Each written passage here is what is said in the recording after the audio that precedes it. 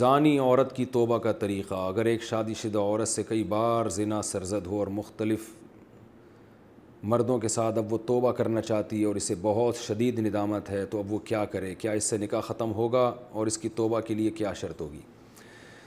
زنا بہت بڑا جرم ہے. قرآن میں اللہ نے فرمایا یہ اپنی خواہش پوری کرنے کا بہت برا راستہ، اور کنواری لڑکی کا زنا کرنا بہت بڑا جرم، شادی شدہ کا تو اور بھی بڑا جرم، اور مرد کا زنا کرنا بھی بہت بڑا جرم، عورت کا زنا کرنا اس سے بھی بڑا جرم ہے. تبھی اللہ نے جب زانی کی سزا بیان کی ہے نا، تو عورت کا ذکر پہلے کیا. قرآن ہر چیز میں مرد کو پہلے ذکر کرتا ہے، عورت کا بعد میں. چور کا ہاتھ کاٹنے کی باری آئی تو اللہ نے فرمایا چور مرد کا بھی ہاتھ کاٹو اور چور عورت کا بھی ہاتھ کاٹو. یہاں مرد کا ذکر پہلے، عورت کا بعد میں.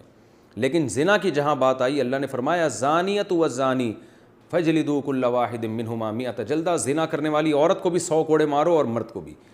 تو یہاں عورت کا ذکر پہلے اس لیے کیا کہ عورت میں زنا کی رغبت کم ہوتی ہے اور اس میں حیا بھی ہوتی ہے، اس کے باوجود اس کا زنا کرنا یہ بہت بڑا جرم ہے. مرد کا بھی زنا کرنا بہت بڑا جرم ہے. سزا اللہ نے دونوں کی ایک رکھی ہے، لیکن حقیقت میں یہ فرق ہے ان میں، یعنی عملی طور پر دونوں کی جرم میں فرق ہے. اب سزا اللہ نے ایک کیوں رکھی ہے؟ اللہ کی حکمتیں اللہ بہتر جانتا ہے. تو شادی شدہ عورت اگر زنا کرے تو یہ اتنا بدبودار جرم ہے کہ قرآن کہتا ہے کہ اگر یہ ثابت ہو جائے گواہوں سے اور اقرار سے ایک مخصوص طریقے سے، تو ان کو زمین میں گاڑ کے پتھروں سے ہلاک کر دو. تو اس لیے بھائی اگر کسی عورت سے بھی یہ جرم ہوا ہے یا مرد سے، تو یہ بہت بڑا جرم ہے، ہلکا نہیں ہے. اب اسلامی حکومت نہیں ہے، لہذا اللہ نے پردہ ڈالا ہوا ہے اگر جرم کے اوپر، تو اب سزا تو جاری نہیں ہوگی رجم والی، اور وہ اپنے اوپر خود سے جا کے جاری کروانا بھی کوئی شریعت میں اچھا کام نہیں ہے. اب یہ ہے کہ چھپ کے گڑ گڑا کے اللہ سے بہت زیادہ توبہ کرے. اللہ غفور الرحیم ہے، بڑے بڑے گناہوں کو معاف کر دیتا ہے. اور آئندہ کے لیے ولا تقربوا الزنا، قرآن کہتا ہے ایسے کام بھی مت کرو کہ زنا کی طرف تمہاری رغبت ہو. تو اس خاتون کو چاہیے کہ خوب گڑ گڑائے اللہ سے اور کچھ صدقہ خیرات بھی کرے، اور دوبارہ من تاب وآمن وعمل عملا صالحا، جیسے اللہ نے سورہ فرقان میں فرمایا جو توبہ کر لے گا اور اپنے عقیدے کو مضبوط کر لے گا اور آئندہ نیک اعمال اختیار کر لے گا، تو اللہ اس کے گناہوں کو معاف کر دے گا. تو ان کو چاہیے خوب اللہ سے توبہ کریں اور آئندہ کے لیے اپنی زندگی تبدیل کر دیں. اللہ غفور الرحیم ہے.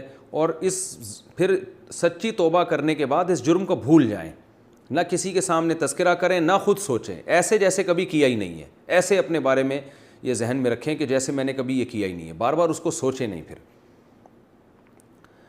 ناجائز تعلقات میں لیے گئے تحفے کا حکم. اگر کسی کا ناجائز ریلیشن ہو اور محبت میں تحفے کا لین دین ہو، تو کیا اب ان تحفوں کا حکم کیا ہوگا؟ کیا وہ واپس کرنا ضروری ہیں؟ اگر اب اس بندے سے رابطہ نہیں ہے تو کیا اس سے رابطہ کر کے اسے سارے تحفے واپس کیے جائیں یا اس کی قیمت واپس لی جائے، یا اس کی قیمت واپس کی جائے؟ اس بارے میں رہنمائی فرمائیں.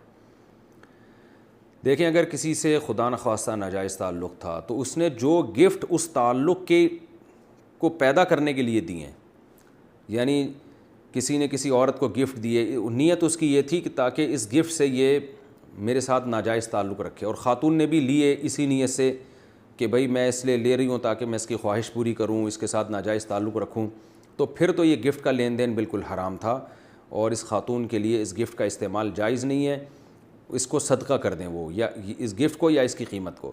لیکن اگر ایسا نہیں تھا، گفٹ کی بیس یہ نہیں تھی کہ یہ تعلق برقرار رہے، تو ناجائز تعلق تو برا ہے لیکن گفٹ اس بیس پہ نہیں دیا گیا تھا، تو پھر اس گفٹ کا جو لینا ہے وہ گفٹ حرام نہیں ہوگا. ہاں یہ ضرور کہیں گے ناپسندیدہ ہے، نامناسب ہے. بہتر تو یہی ہے کہ اس کو بھی گفٹ یعنی اس کو بھی صدقہ کر دیا جائے، لیکن اس کا صدقہ کرنا پھر لازم نہیں ہے. البتہ یہ کوئی پاکیزہ اور حلال طیب میں شامل نہیں ہے یہ چیز، کیونکہ نامحرم مرد اور عورت کا کوئی اس طرح کا لین دین جبکہ ان کی نیتیں بھی ٹھیک نہ ہو، یہ بہرحال مکروہ اور ناپسندیدہ ہے، لیکن اس کو حرام نہیں کہیں گے اس صورت میں.